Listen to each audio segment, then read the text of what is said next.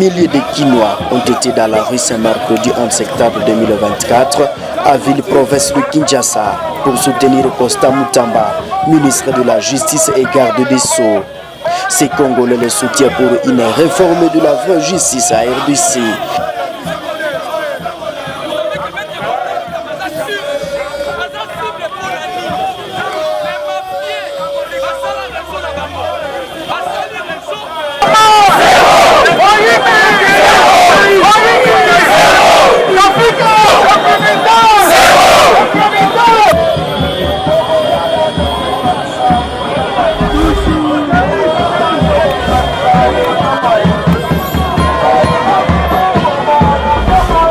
Mais combattu depuis son arrivée et testé positif au poison il y a environ une semaine. Le ministre d'État chargé de la Justice, Constant Moutamba, a été évacué d'urgence au Cuba pour des soins de santé.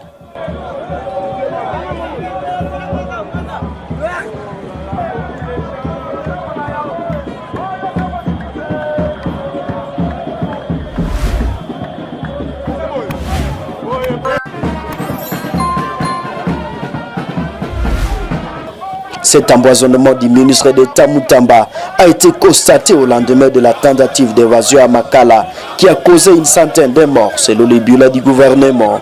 Ces Congolais veulent voir Constant Moutamba revenir à bonne santé à République démocratique du Congo.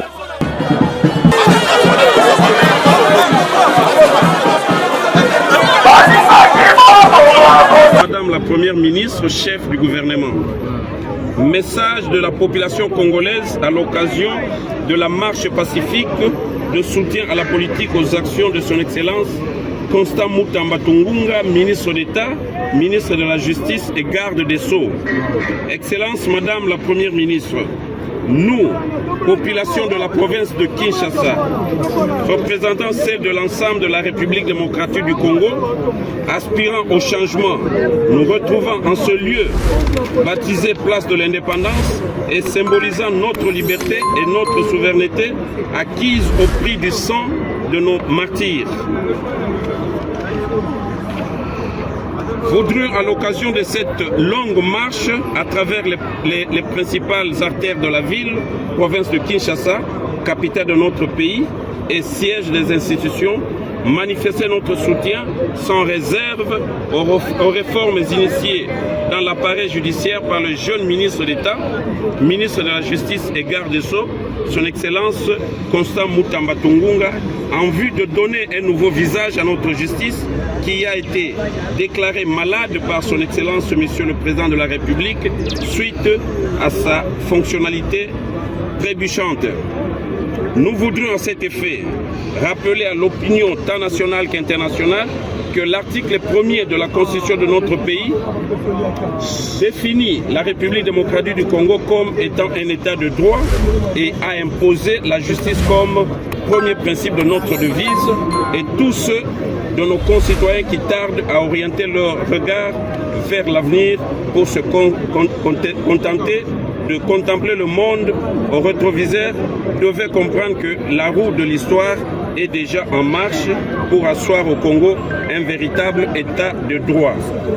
La justice dont on dit élève une nation n'est malheureusement pas à confondre avec ce que quelques-uns des Congolais, même ceux qui se disent instruits, pensent être du domaine exclusif du pouvoir judiciaire. Celui-ci n'étant en réalité concerné dans ce vaste secteur par un seul petit volet, dire le droit, ce droit qui procède de l'arsenal des lois adoptées par le pouvoir législatif, ainsi que toute la touffe des actes réglementaires dont accouche le pouvoir exécutif. Qui se sent mauvais n'a donc que le devoir de se moucher. Le législatif conçoit et légifère.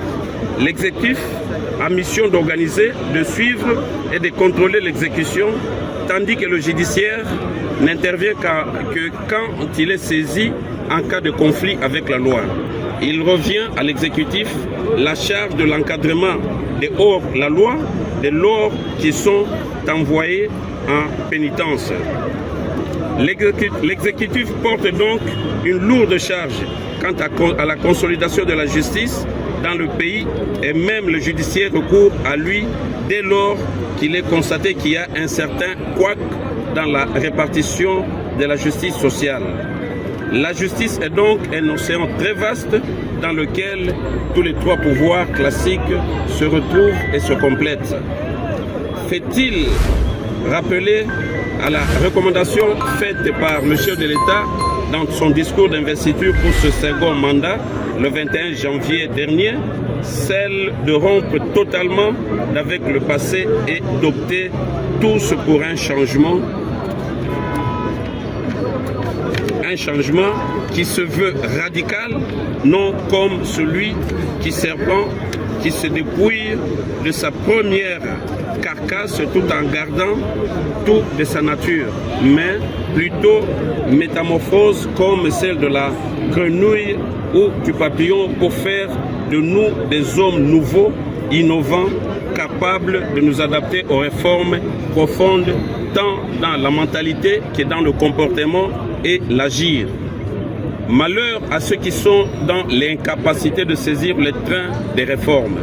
Et ils seront plus malheureux quand, voulant toujours rester dans l'archaïsme révolu à travers le jeu de coups bas, de la haine, des empoisonnements, pour freiner son élan, et cette roue les écrasera et les réduira en poussière.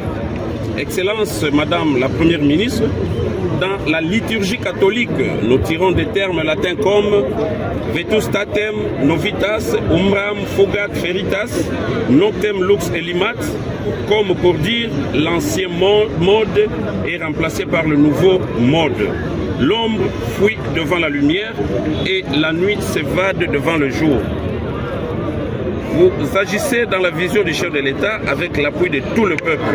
Retenez que tous ceux qui se sont battus pour les changements ont eu d'énormes difficultés dans leur parcours, mais ils en sont sortis vainqueurs, car toute arme forgée contre l'évolution sera